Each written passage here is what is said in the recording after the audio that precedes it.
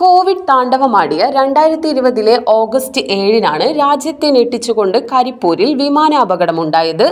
പറന്നിറങ്ങി റൺവേയിൽ നിന്നു തെന്നി വീണു പിളർന്ന വിമാനമാണ് 6 വർഷത്തിനു ശേഷം പല ഭാഗങ്ങളായി ഓങ്ങല്ലൂരിലെ കാരക്കാടെത്തിയത്. അപകടത്തിൽപ്പെട്ട എയർ ഇന്ത്യ എക്സ്പ്രസ് വിമാനത്തിന്റെ ഭാഗങ്ങളാണ് വെള്ളിയാഴ്ച ഉച്ചയോടെ ലോറികളിൽ കാരക്കാടുള്ള സ്ക്രാപ്പ് വ്യാപാര കേന്ദ്രത്തിൽ എത്തിച്ചത്. ദുബായിൽ നിന്ന് 184 യാത്രക്കാരും 6 ജീവനക്കാരുമായി കരിപ്പൂരിലെത്തിയ എയർ ഇന്ത്യ എക്സ്പ്രസ് വിമാനം റൺവേയിൽ നിന്നു തെന്നിമാറി സുരക്ഷാ മേഖലയും പിന്നിട്ട് 35 മീറ്ററോളം താഴ്ചയിലേക്ക് പതിക്കുകയായിരുന്നു. വിമാനം 3 പിളർന്നു. പൈലറ്റ് ദീപക് വസന്ത് സാദെ, സഹ പൈലറ്റ് അഖിലേഷ് കുമാർ എന്നിവരും 19 യാത്രക്കാരും ഉൾപ്പെടെ 21 പേരാണ് അപകടത്തിൽ മരിച്ചത്. 150ഓളം യാത്രക്കാർക്ക് പരിക്കേറ്റു. കേസന്വേഷണത്തിന്റെ ഭാഗമായി വിമാനത്തിന്റെ ചില ഭാഗങ്ങൾ CISF ഡൽഹിയിലേക്ക് കൊണ്ടുപോകാത്ത കോക്പിറ്റ് ഉൾപ്പെടെയുള്ള ചില യന്ത്രഭാഗങ്ങളും ടയറുകളും ഉൾപ്പെടെയുള്ള വസ്തുക്കളാണിപ്പോൾ ഓങ്ങല്ലൂരിലെ കാരക്കാടെത്തിയത്.